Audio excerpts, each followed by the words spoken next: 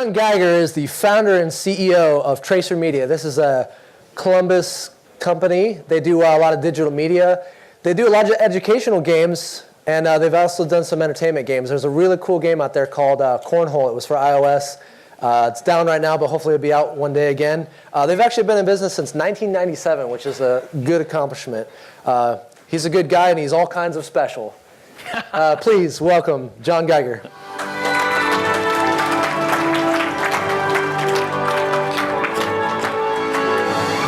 Thanks, Steve. I appreciate that. Before we start this, where did Henry go? Right here. Would you be my life coach? Please? Like, I was really nervous about this speech today, and then you came on, and now I feel like I can just get things done and move on. It was very motivational and informative. So this is the best title I can come up with sitting at the bar at 11 o'clock a few weeks ago. But it is pretty meaningful, and we'll get to the meaning of it in a handful of slides. So serious edutainmentification is how you pronounce it. So walk through a few slides here. So me, similar to some of the other speakers here, grew up during a time where there was some pretty fantastic things happening with the world of video games. I grew up complete burnout during the 1970s and 80s, hanging out inside of the degenerate lounges called arcades. And this was really the public's first real introduction to video games. I mean, we had Pong, we had a few other things around. There was pinball before that, and all as far as gambling and everything else. But the arcades was really one of the amazing places where we saw some pretty radical things happen over a short period of time. Games designed by 1, 2, and 3 people, new games on a regular basis, all with really huge variety in gameplay, themes, styles, and designs. And it was also a place where you could find people like this. And it was really a fanatical environment, so fanatical that you could predict future trends like the trucker hat that kid's wearing back there and all the sloppy haircuts. But then you could also walk into a public place wearing a winter coat with no shirt on. And that was completely fair game. So it was a great, and you can meet guys like this. And not only guys like this, but what is happening over there on the left? Like, I own a Defender machine, but I don't have people in leather corsets and long curly hair making out next to it. Those days are gone. And then you also had where video games, this is one of the first times where they really reached the status of cultural phenomena. They were on every news channel, in every magazine. We had the Time cover with all of the great King of Kongs folks, the Chasing Ghosts people, with their high score attempts.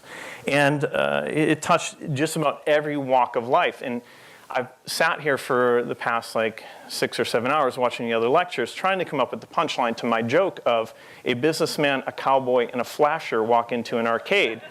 But I haven't quite figured out the rest of it. So maybe next year at this event, I'll have gotten there. But while this was also going on, hanging out, being a juvenile delinquent in these public spaces, this happened to me as well.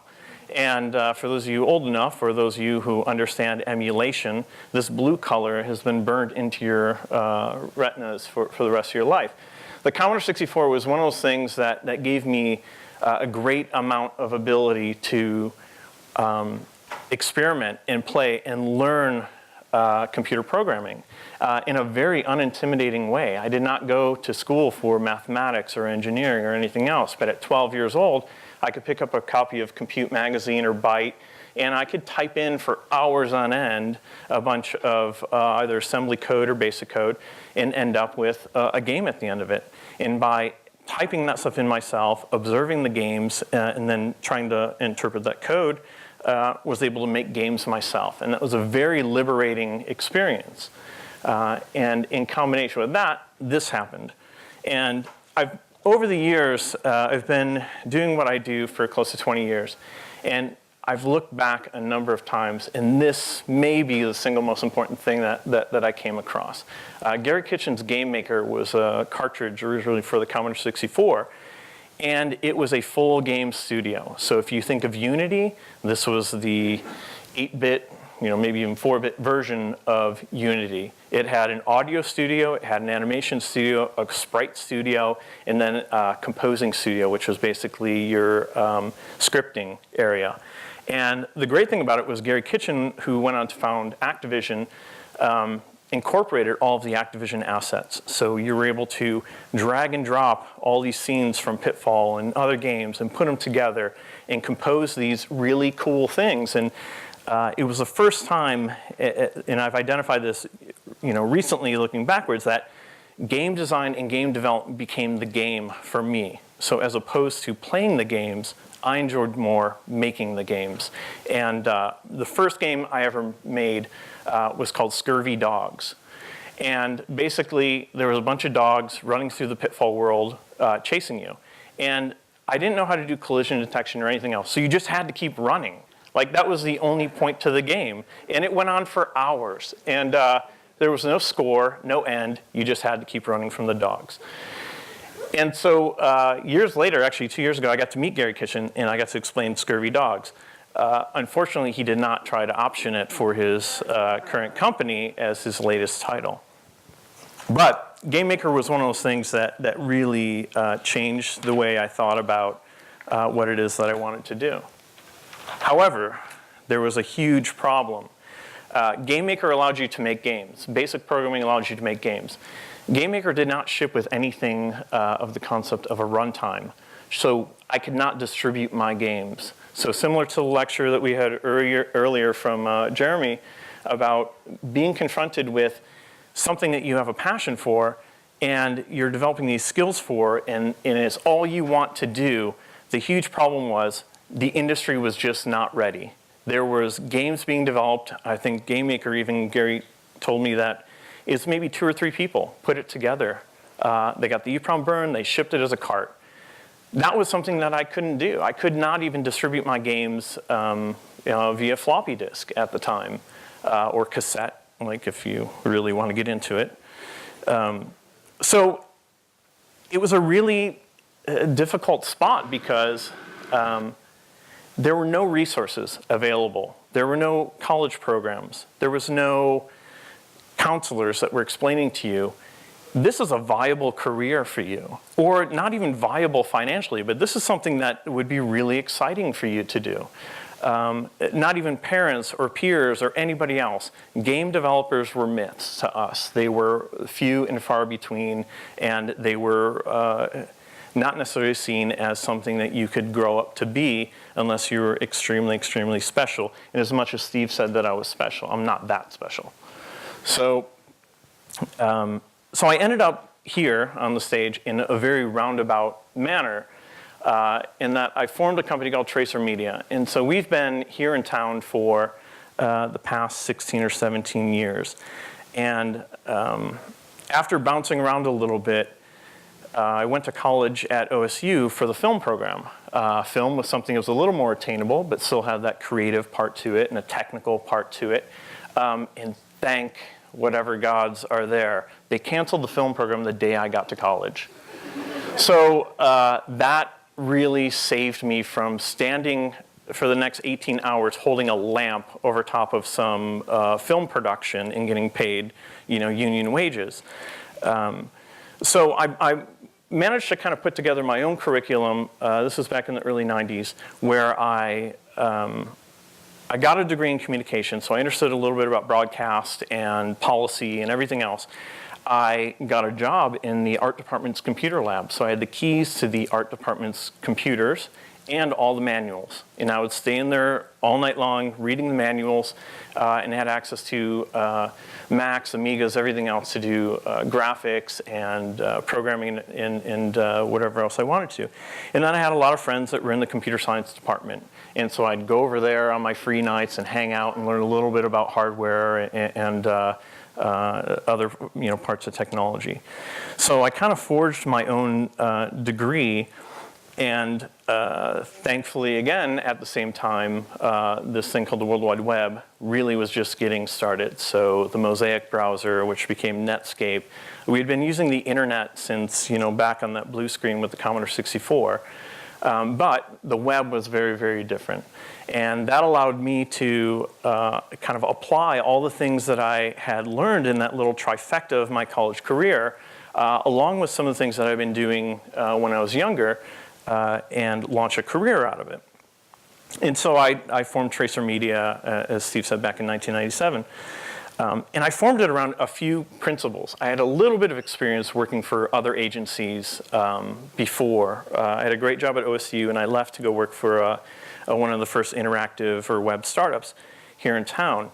And one of the things that just absolutely killed me was that I was, I don't know if you guys have experienced this, but you quickly learn in a commercial environment that you have to hold your tongue and be quiet about your own ideas. And sharing information can become a very, very bad thing. And it was very stifling, because here I was used to a very idealistic view of coming in to work, thinking about designs, thinking about development tactics, thinking about products we can make or whatever else, and sharing those ideas freely. Meanwhile, the guy sitting next to me, I would catch him in the boss's office every morning telling them these great ideas that he had and how he should get a raise for them. And it crushed me. It crushed my spirit. So I ejected and went full-time with my company around the idea that I wanted to build an entity that was really focused on the culture and really focused on the community. We have a great team of people. We have nurtured these people. They have nurtured me over the years. People leave, they come back. We've just had a great experience. Most of the employees that we have right now have been there for 10 years, 7, 8, 9, 10 years each. They make a very personal commitment to our company. And it's a free-thinking, free-flowing idea environment.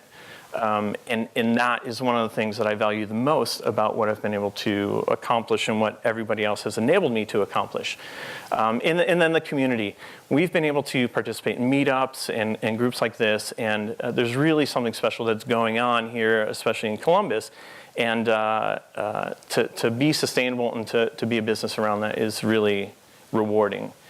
We've also been very slow about our growth. Calculated, I put that in there a few days ago, and then I've looked at it a number of times. You're tossed around at the whim of the economy and the whim of your clients. So there still is, some part that's calculated, some part that's luck. We are a services-based company, so we do jobs for hire. We do not do products. We do not do our own games. We do not self-publish.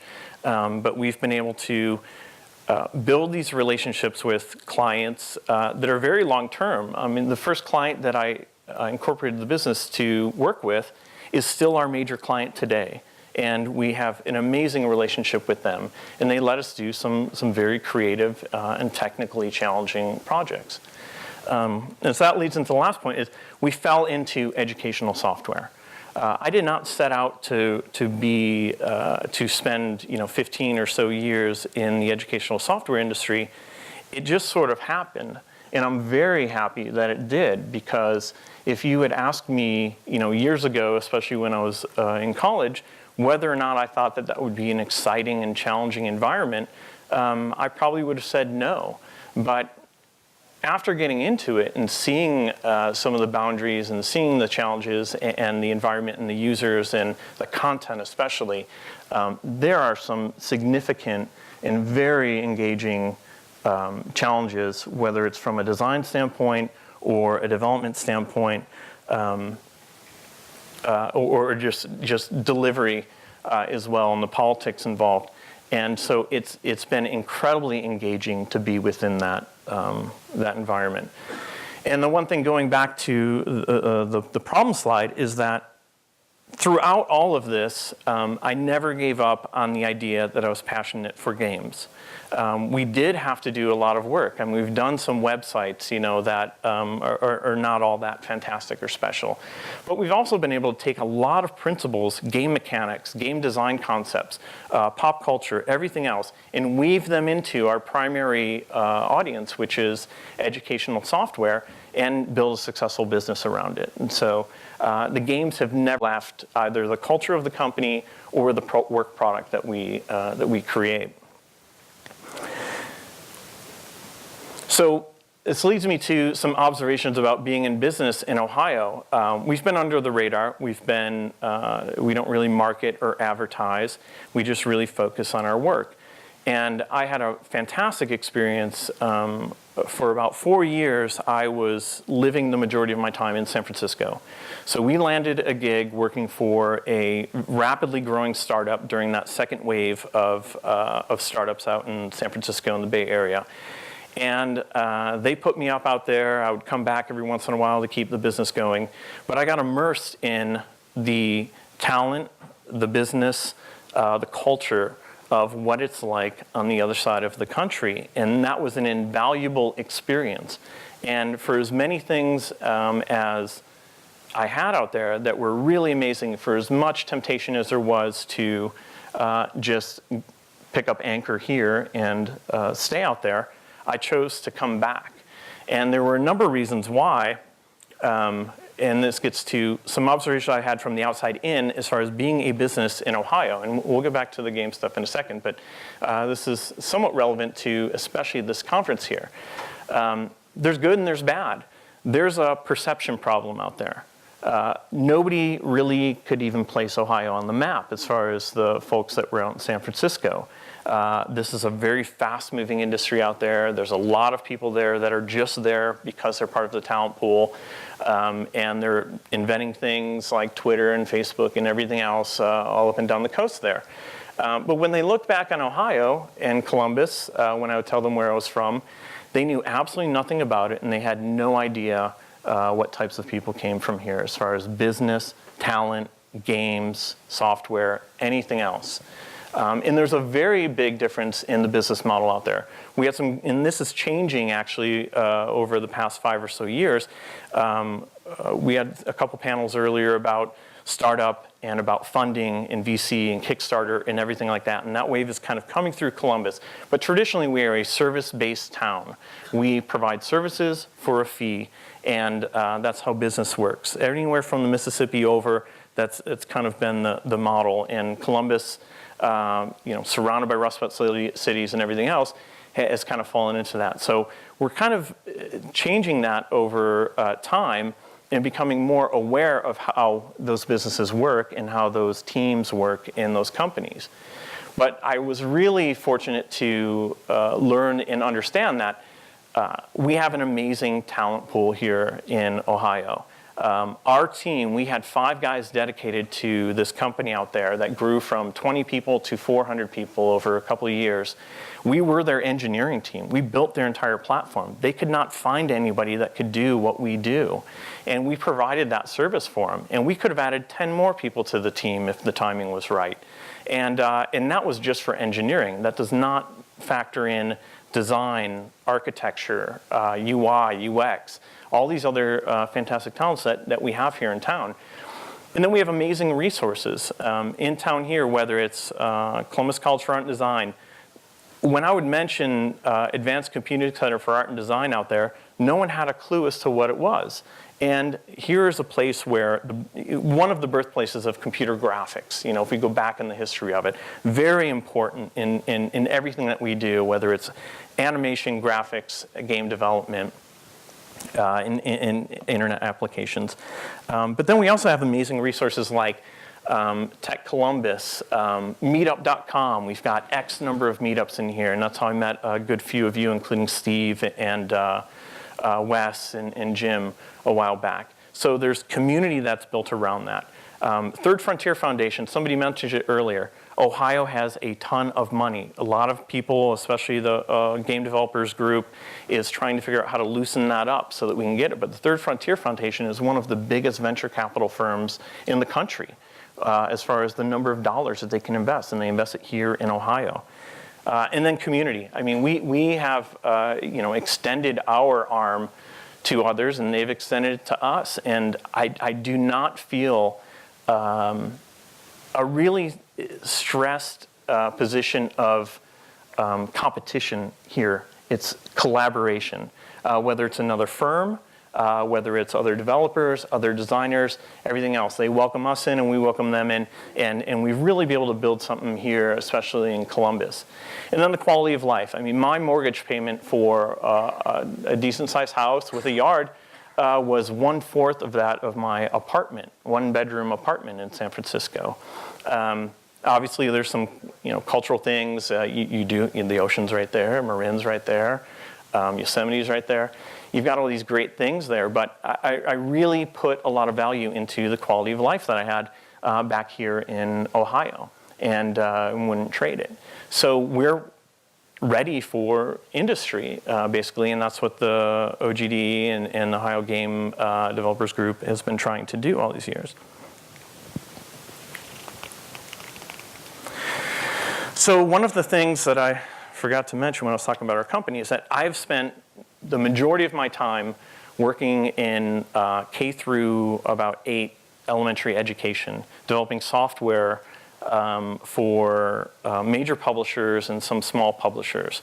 And so I've had the opportunity to take that industry or that scene and look at it through the lens of games. So bringing that passion of games and then looking at what it is that that our clients were trying to accomplish. And I've got some really positive and really negative things that as far as these observations with games. So educational gaming is something that a lot of you may not have considered as far as game development career paths. So we have games out there that the goal is to educate or transfer knowledge or train somebody, and we use games as the vehicle to do that. These games can work on cognitive, social, motor abilities, analytical thinking, problem solving. There's a whole range of skills and information that we can transfer through the mechanism of games. And there are games that range through an entire industry here. So primarily where my experience is within K through 12 or K through 8 education, but we see them and have done them for corporate training, for healthcare, for social change. There's Games for Change, which is a big organization that tries to use games to bring public awareness to different issues, whether it's slave trafficking or drug use or anything else that's happening in the world. And Games for Health, which is something that has just ballooned over the past maybe 5 to 10 years because there's a lot of investment there where they're using game mechanics and game theory in order to communicate things about whether it's on a consumer level, personal health with things like the Wii Fit, or on an education level for doctors, hospital patients, and everything else. So that sets up the stage for this next handful of slides, which hopefully some of you will recognize and find some interest in. But let me preface this that this is my own kind of personal history as far as games that I have found to be educational or entertaining and interesting within my personal history, but then also within my work. And some of them you have to look at a little bit obtuse. They weren't necessarily set out to be games for education, but I found extreme educational value in them. And then some of them set out to be educational games and failed miserably. So this giant wad of text, a handful of you may remember, again, if you were alive at the time or you are into emulations or whatever else, but this is Zork. Zork was a text adventure game that was created, Infocom, is that the company that did it? And Zork, this is what you got. This is how you started the game. There was very little amount of instruction, but you got in there and you explored and you creatively used your text input to figure out what commands and controls you could use in order to achieve your goals and get to your outcome. This kind of kicked off something that ties back into the title of the presentation. That's infotainment, I think, came out right about this time. And so there's a lot of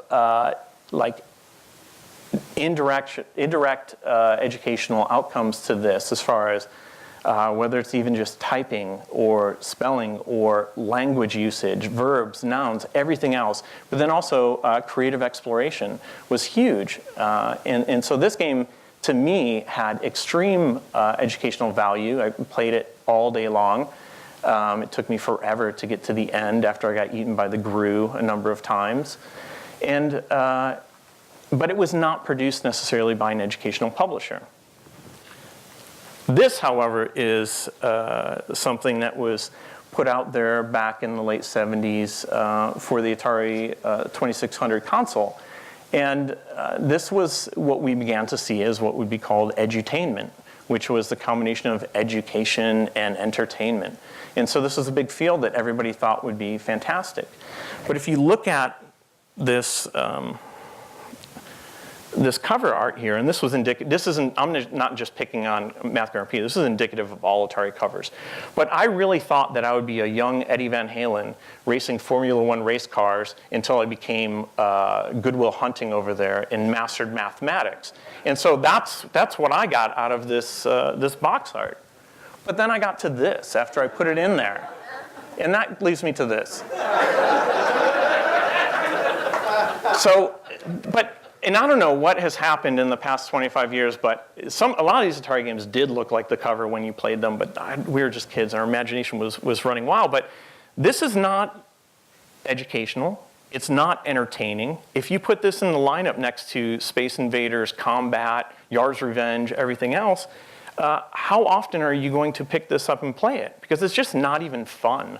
The learning in here is very rote. So sure, we can add up 0 plus 2, and we could try to enter it in with a joystick, which is incredibly frustrating. Not only figuring out what are all those things on the track. Like, I have no idea what is going on there. And it's slow, and it's painful. So it just ends up being incredibly frustrating. But when you analyze it from an educational standpoint, there's no scaffolding, there's no trajectory, there's no how do I learn how to do math rather than how do I learn how to solve this puzzle. So this was an attempt by the industry to maybe try and make parents feel good about buying an Atari, or about parents wanting to punish their kids because they did something bad. They take away all the good games and then give them this and say, go for it. So here we bring in the PhDs. And so we get a little bit better. Math Blaster started out in a pretty rudimentary form here. I think Commodore 64s, Atari 800s, everything else. And had a much more sound educational foundation behind it. And we were able to, oh, is that really just a minute and 35? Oh dear. Okay, we gotta get to the good ones. So anyway, Math Blaster, it's in our pop culture. It ended up being one of the longer running series of games. Who knows what dysentery is, right? And how did you learn what dysentery was? Did you learn it in class? No, you learned it from Oregon Trail. So this guy built this on his free time. He was a teacher and built it. And there was a line around the corner after school for kids to play this. So this is a classic game, one of the most iconic as far as the crossover between games and entertainment. And Mule, another great resource management game that came out for early platforms. Carmen Sandiego, again, not developed by educational publishers, but a fantastic way to learn history, geography, everything else. And SimCity, there's a nuclear meltdown in Boston, but you got to learn how the terminology and everything else around civic and regional planning, plus geography and everything else.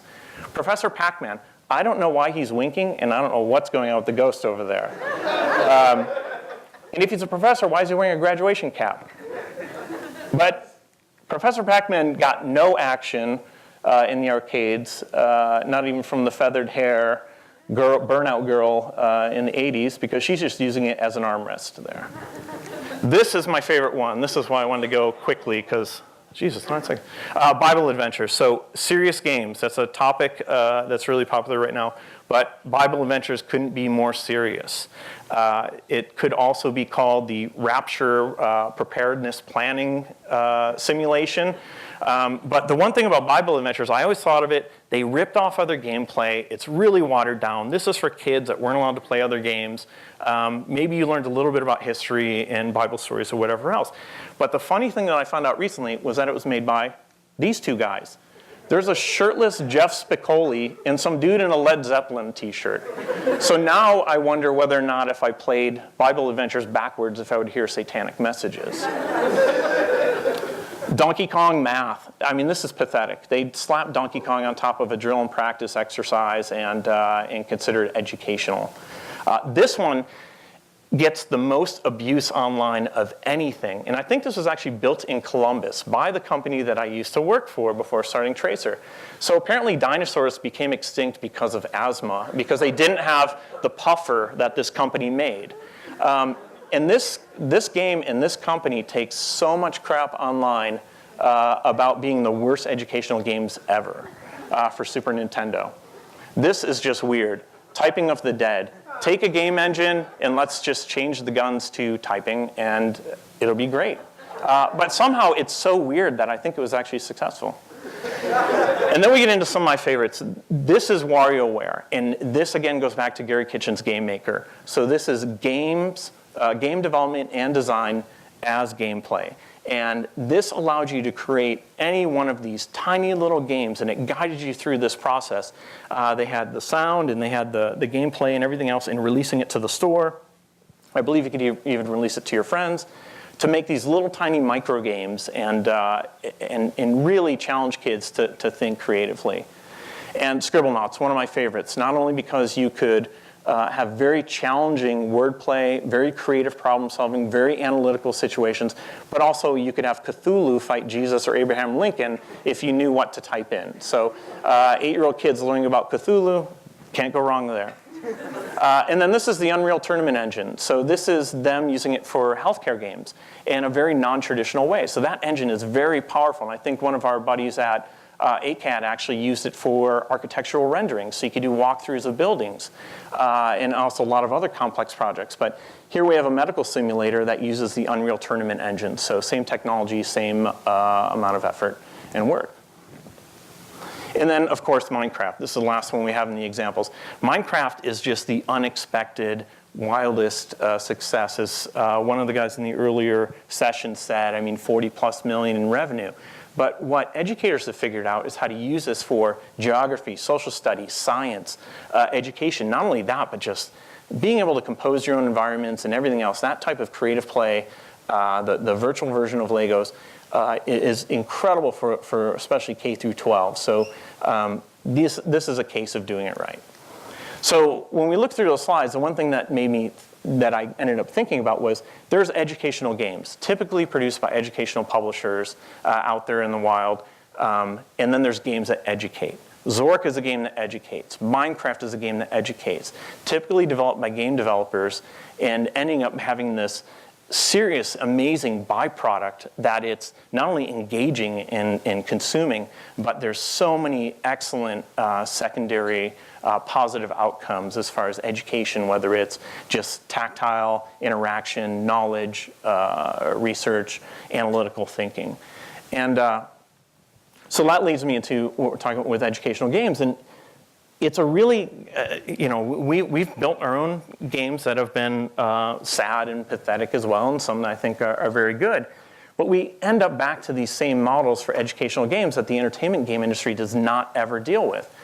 Drill and Skill, that Donkey Kong one, or Math Blaster or Math Grand Prix, just driving them through a sequence of tasks. Games as rewards. Do your chores, then you get to play this game that's sort of like an entertainment game that you may like, but it's not quite as good, and you're probably not even going to like it. And then games interspersed with content. So we have milestones within the content, lets you play small little games every so often. And then content disguised as games. So that Donkey Kong one, put a Donkey Kong on it. Kids will love it. They'll forget that it's homework. That's not the case. Kids are way smarter than you.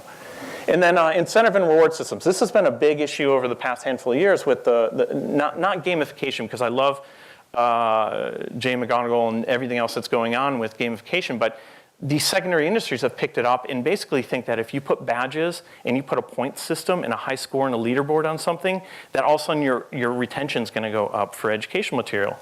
And I don't believe it to be entirely true.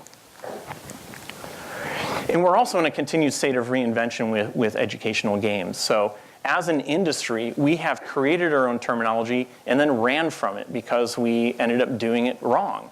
So edutainment. That was a great word early on, and then people ended up putting out really lousy product. Oh, did I get overtime? Is that another 8 minutes? Oh, great, we're gonna slow down. So edutainment, this got termed chocolate-covered broccoli because they were dressing things up as entertainment and it was still educational materials as opposed to looking at the real opportunity for seamlessly integrating gameplay with education and making the gameplay educational and the education gameplay. And then people got so burned out and that term got such a bad rap that they had to purge it and come up with serious games. And there are some great things that have come out of serious games. There's a guy named Ben Sawyer that has put a lot of effort into serious games, especially around healthcare. And there are some really fantastic things, like the surgery game that I showed you, that have come out of that. But again, it got bastardized and put into the educational context, and now people are running away from that. And the next one up is gamification. And like I said before, Jay McGonigal and a few others, Just Shell and even Ben Sawyer, have done some really cool things with gamification by applying game mechanics and various elements of gaming to other mediums like education, training, work, whatever else, and getting very positive results. But then we have companies like Badgeville, where it allows you to put badges on everything. So if you look at their case studies, you can go to their site and it says, I increased productivity by 110% because instead of just collating all these documents and stapling them, every time I do that, I get a star. Who cares? Like, you get a star. Like, it's not going to translate into a pay raise. It's not going to translate into a better stapler or anything else. And so it's this false concept that's being applied across education, and people see it as the next holy grail of gaming in alternative to entertainment environments. But it's going to fall flat on its face, and it's going to end up with it becoming a bad word again, with the exception of, I would say, Jane. She's probably the only one that can save it. So in educational games really often mimic entertainment games. We have watered down versions of what we see out there. Bible Adventures was a Legend of Zelda, but you're running around picking up scrolls and running through Galilee and doing all kinds of other adventures. In some of the other games we looked at, they take whatever is out there as far as a game mechanic or a conventional entertainment game, and they'll borrow pieces from it and try to pass it off as just good enough. And we just cannot compete with entertainment games. The entertainment games are out there, have millions and millions and billions of dollars put behind them, really intelligent people there, and we typically try to, in the education world, put one thing besides the other, and when you have Math Grand Prix next to, Yar's Revenge, or I'd probably play E.T. for the 2600 before I played Math Grand Prix. And so we just cannot compete there. And we see a lot of this, and this is what I ended up thinking about as I got through all of those games and thinking about my past history, is that we see educators as game designers. And that's a very steep climb for them. Educators have a phenomenal ability to understand the learning processes and the different methodologies that are out there and the content and curriculum and the requirements that go with it. But game design is something very, very unique and complicated to them. But I've seen a lot of game designers that really can act as educators and can bring that to the field and can educate the masses using the skills that they have. So that creates opportunities for everybody here. And the point of this session really was to point out that I know a lot of us are passionate about games, and a lot of us come to this looking through the lens of entertainment games or the games that we play on a regular basis. But there is a significant number of career paths out there for you to apply those skills, and I beg of you to apply them, because I do not want to live the next 20 years with Math Grand Prix all over the place. So we finally have a recognized value of games. People, because of consumer technology and because of the proliferation of games, we have educators, administrators, boards of education, everybody throughout all of our population here can look at games and truly recognize them, with the exception of one or two Columbine, Sandy Hook incidents that happen that scare people for unknown reasons. We really do see games as being an acceptable and valuable part of what it is. And we're starting to see a lot of validation of the outcomes of the games. We've also seen changes in technology, so we're adopting tablets in classrooms. Computers have a lot more penetration in the classroom than they did in the past. And then also in development technology, as Jeremy talked about, there's a lot more ways for us to develop games. And then the success of casual and social games is huge, because those models of gameplay significantly can be leveraged and impactful in the education field. And then the industry is growing. There's a lot of career opportunities for you. There's still massive uncharted territory. The design and creative challenges that are there for you are the same as in the entertainment industry, and you can have a very positive impact with it. So the most important slides that I have here is that it all came full circle for me. So what is born of the arcade must return to the arcade, and it's a very dark picture, but I've built an arcade over the past handful of years. And here's the background, but one of the games there is Berserk. And I looked up the guy who made Berserk, and Alan McNeil. So I spent my entire career scraping enough money together so that I could buy this game Berserk in my adulthood, because I played it as a kid. So I look him up. Turns out that he wrote Berserk and then used that money to go on to build Macromedia Director, which was the first tool that I used to enter into my career. So it's a very strange cyclical relationship there. And then anybody who wants to stay up late tonight, you're all welcome to come back to the arcade. We're right around the corner across the river. We got about 50 games or so. So questions, you can ask about anything. Thank you. We only have like a minute or two because I rambled. Minutes for one or two questions. There you go. Or if do you feel? When or if do you feel edutainment games could possibly become mainstream? I really think when people stop thinking about them as two separate things and trying to jam them together into one, then we'll really have it. Over my career, and I know a few others I've talked to, we really try to implement game mechanics and game concepts as a first-class citizen within the content and the educational goals of what we're trying to do. It's very hard to do.